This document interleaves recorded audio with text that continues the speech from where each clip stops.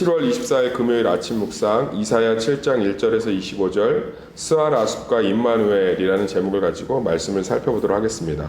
과거의 사건을 기록해 놨거든요. 아하스 왕, 남유다의 12대 왕이고요. 16년 통치했는데 악한 왕입니다. 이 왕에 대한 이야기를 기록해 놓으면서 하나님께서 이스라엘 백성들 가운데 굉장히 주고 싶은 메시지가 있는 거죠.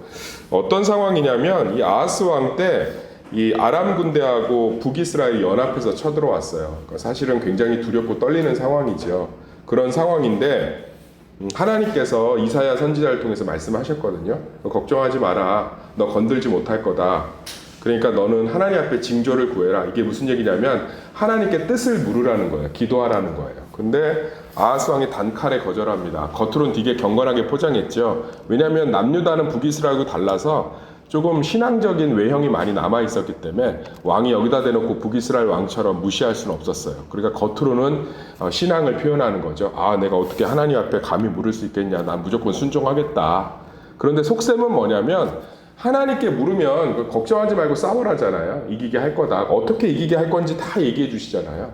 근데 이 아하스 왕은 이게 안 믿어졌다고. 안 믿어지고 의심되니까 아수르를 의지하기로 결정했어요. 그런데 하나님이 네가 지금 아수르를 의지하면 큰일 난다고 얘기합니다. 근데 결국은 아수르를 의지해서 쉽지 않은 부분들이 생기거든요. 그러니까 이것을 근데 갑자기 이런 이야기를 하면서 우리가 너무 성탄절에 맨날 읽는 구절이 갑자기 나와요. 14절 읽어볼까요? 시작. 그러므로 주께서 친히 징조를 너에게 주실 것이라. 보라, 처녀가 잉태하여 아들을 낳을 것이요 그의 이름을 임마누엘이라 하라. 이게 누구를 상징하죠? 예수님 상징하죠. 뭐 성탄절 때 맨날 읽잖아요. 처녀가 잉태하여 아들을 낳을 것이요 그 이름은 임마누엘 하리라. 그 이름이 예수라. 이러면서 이게 마리아 때도 주의 선지자가 얘기하니까 이사야서의 성취가 된 거란 말이에요. 갑자기 아하스 왕 때 북이스라엘 연합군이 쳐들어왔는데 아하스 왕이 교만해서 나는 아수르 의지할 거야 이랬는데 갑자기 하나님이 왜 이 메시아에 대한 약속을 얘기했을까? 차라리 마음을 찌르면서 너 겉으로는 경건한 척하는데 속으로는 나 못 믿고 있구나 이렇게 얘기하는 게 훨씬 나을 것 같은데 갑자기 메시아 얘기를 왜 했을까? 이사야서가 기록한 목적이 뭐냐면 봐라, 사람이 행동이 바뀌는 건 소용이 없다. 마음이 바뀌어야지. 모든 문제가 어디에 있는지 아세요? 마음에 있어요. 어떤 분이 그러더라고요. 목사님 요즘 왜 이렇게 뭐 심리적인 설교, 마음 설교 많이 해요? 이 답답한 사람들아, 여기 분에게 하시는 게 아니고 그분에게 얘기하는 거예요. 답답한 사람들아, 속으로. 성경은 예수님이 오셔서 겉을 바꾸신 적이 있어요, 없어요? 한 번도 없어요. 겉을 바꾸려고 했던 율법주의자들하고 바리새인들하고 종교 지도자들하고 대판 싸우셨어요. 그죠? 겉을 바꾸려는 민족주의자들, 로마를 물리쳐서 우리가 자유한다고 겉을 바꾸려는 민족주의자들하고 대판 싸우셨다. 성전의 권위를 세우려는 사두개인들하고 바리새인들하고 제사장들이 연합해서 예수님 잡아 죽였다.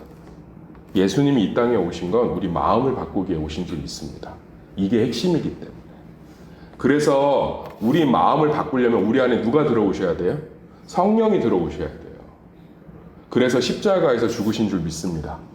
그래서 사람들이 예수님 십자가를 보고 다 침뱉고 욕한 거예요. 왜? 기대가 크면 실망도 크거든. 저 뭐야 저거.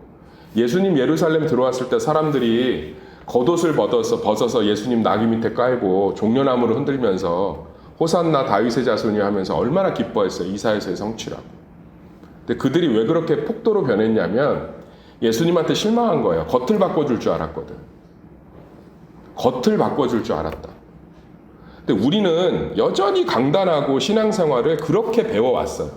제가 이게 참 힘들어요.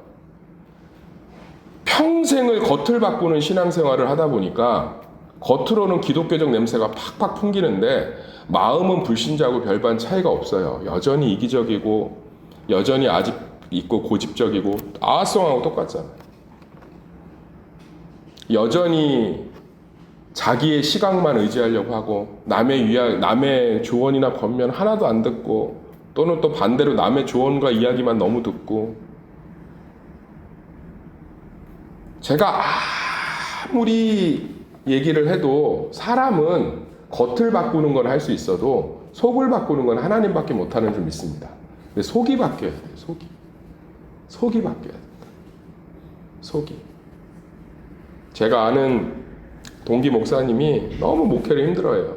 근데 정말 겉으로 볼 땐 그만큼 목사스러운 행동을 하는 사람이 없어요. 맨날 기도원 가고 하나님 앞에 금식하고 엎드리고. 근데 그 마음을 보면 성도와 교회에 대한 애정이 없어요. 그래서 제가 쓴소리 한마디 했어요. 야, 성도하고 교회에 대한 애정이 없는데 어떻게 성도들이 하나님이 너를 통해서 교회를 바꿔가겠냐. 성도하고 교회에 대한 애정이 없어요. 아예 없어.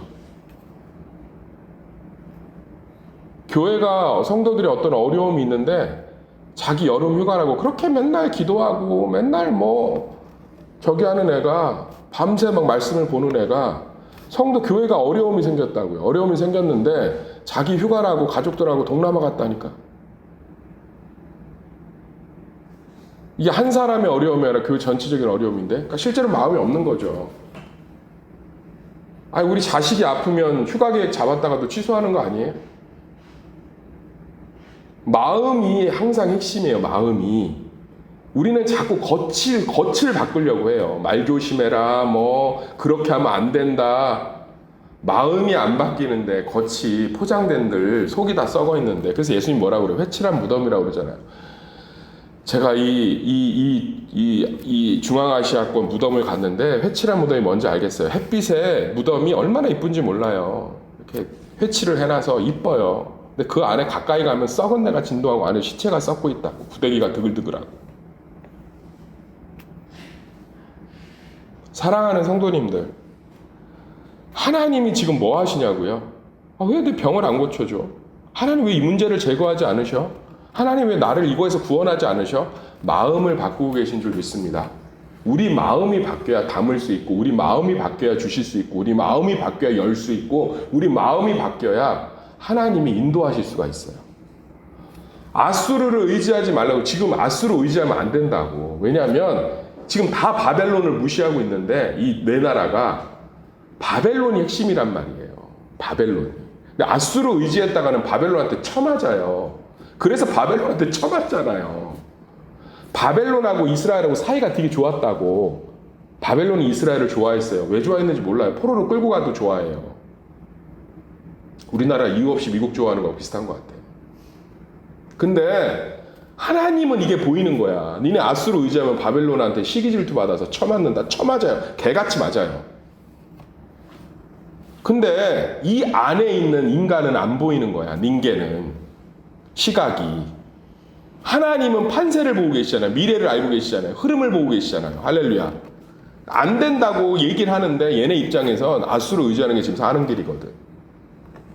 자, 머릿속에 떠올려 볼까요? 북에서 밀고 내려와요. 근데 그 북 위쪽에 아수르가 있다고. 아수르하고 동맹을 맺어서 후방을 쳐주면 남쪽으로 내려오던 군대가 뒤로 갈 거 아니에요. 얼마나 합리적이에요, 아하스 왕이. 근데 하나님은 지금 바벨론을 보고 계시다고.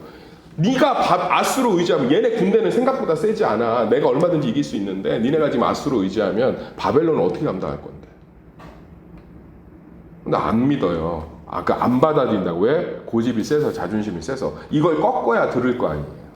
그러니까 메시아 얘기를 하는 거예요. 안 된다, 겁바꿔선. 아무리 말씀 낭독하고 예루살렘 성전에서 예배가 드려져도 안 된다. 내가 직접 너희들 안으로 들어가서 니네 마음을 바꿔야지. 할렐루야. 성령이 뭐 하고 계시냐고요? 성령의 충만의 9가지 열매가 어디에 능력이 있어요? 사랑, 희락, 화평, 오래 참음, 자비, 양성, 충성, 온유, 절제. 다 뭐예요? 따라합시다. 마음. 성품이에요. 누군가를 오래 참아주고, 누군가를 친절히 대하며, 기뻐하고. 사랑하는 성도님들, 왜 그러면 성령의 9가지, 성령에 대해서 이야기하면서 능력은 이야기 엄청 해요. 성령을 충만히 받으면 뭐가 없을 겁니다. 뭐가 은혜 가운데 찰 겁니다. 그러면서 마음 얘기는 잘 안 해요. 그거는 별 능력처럼 안 보이거든. 그럼 성경을 한번 제대로 봅시다. 왜 성령의 9가지 열매가 성품이겠어요? 마음이 바뀌어야 모든 게 거기서 시작되는 거예요. 할렐루야. 복음의 정수는 하나님이 우리 가운데 오셔서 우리 마음을 바꾸셨다. 이사야서가 성취된 줄 믿습니다. 그래서 지금 뭐 하고 계시냐면 우리 마음을 바꿔가고 있어요.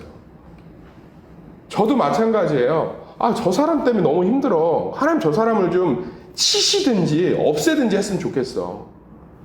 근데 제 마음을 바꿔요. 제 마음을 바꾸면 그 사람을 주신 하나님의 선한 목적이 이루어지더라고.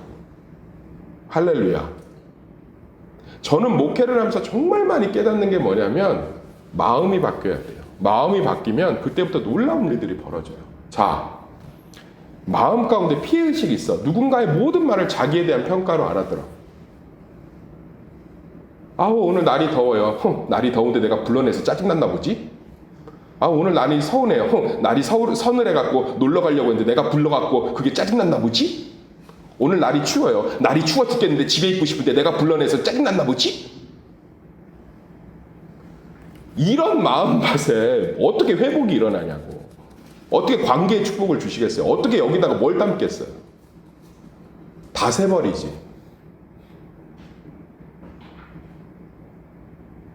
끊임없이 전이하고 투사. 내가 11조 안 내니까 나를 사람 취급 안 하나 보지? 내가 교회 예배에 빠지니까는 나를 싫어하나 보지? 내가 봉사 안 하고 이제 옛날처럼 일 못하니까 나를 무시하나 보지? 여기에다가 하나님이 무슨 축복을 어떻게 깃들겠어요? 이 기반 위에다. 사단이 이렇게 침발나고 살짝 건들면 구멍이 뚱뚱뚱뚱 뚫릴 텐데. 생각보다 마음이에요. 우리는 근데 겉을 바꾼다고. 사랑해야 돼, 뭐 기도해야 돼, 섬겨야 돼. 섬기면서 나만 섬긴다고 꼬라지 다 나있고 섬기면서 힘들다고 꼬라지 다 나있는 그 마음에 뭘 담겠어요? 사랑이 안 되는데 사랑을 하려고 해서 몸에 병이 나는 걸 어떻게 하겠어요? 복음은 단 한 번도 겉을 바꾼 적이 없어요. 아멘? 마음을 바꿨지. 그래서 뭐라고 해요? 10계명을 주신 이유가 뭐래요? 니네가 겉을 바꿔서는 안 된다는 절망을 알려주려고 준 몽학선생, 초등선생이야. 라고 그냥 성경이 딱 기록해 놨잖아요. 주 너의 하나님을 경외하라. 주 너의 하나님 외에 다른 사람을 섬기지 말라. 이게 안 된 걸 깨달으라고 주셨다고. 안 되는 거. 안 되는구나. 그래서 우린 누구밖에 없는 거예요?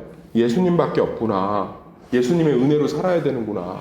그래서 그분의 사랑과 용서를 마음 가운데 담으면 이제 더 이상 사람에게 수용과 용납받을 필요가 뭐가 있어요? 아멘. 율법을 주신 이유가 우리가 안 된다는 걸 보여주려고 주셨는데 왜 그걸 자꾸 그런 바리새인들이 그거 지켰다고 착각하잖아. 안 된다니까. 안 돼요.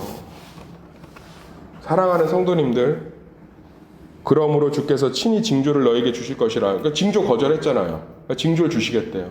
예수님을 보내서 뭐 하시겠대요? 우리 마음 가운데.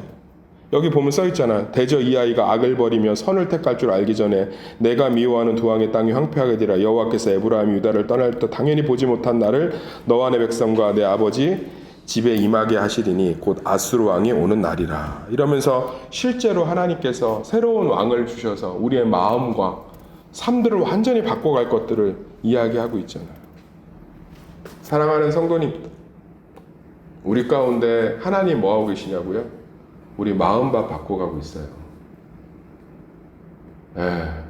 마음밭. 정말로 하나님께서는 치열하게 우리의 마음을 바꿔가고 계세요. 그래서 아프기도 하고 기다리게도 하고 우리를 멈추게 하시기도 하고 때로는 우리를 고난 중에 노출하시기도 합니다. 그러나 하나님은 반드시 승리하실 줄 믿습니다. 우리를 의의 그릇, 깨끗한 그릇, 소망의 그릇, 축복의 그릇, 기쁨의 그릇으로 우리 마음을 바꾸시고 나서 넉넉히 채우실 줄 믿습니다. 넉넉히 넘치게 주실 줄 믿습니다. 그 하나님을 바라보면서 또 이 설교 듣고 내 마음 바꿔야지 이러면 또 율법인 거예요. 뭐예요? 하나님이 지금 나를 충만하게 뭐하고 계세요? 마음을 바꿔가고 계세요. 그 관점으로 내 삶의 크고 작은 충돌들, 갈등들, 감정의 높낮이, 사건들을 바라보시면 하나님이 보인다 이 얘기예요. 할렐루야. 지금도 신실하게 우리의 마음들을 바꿔가고 계세요.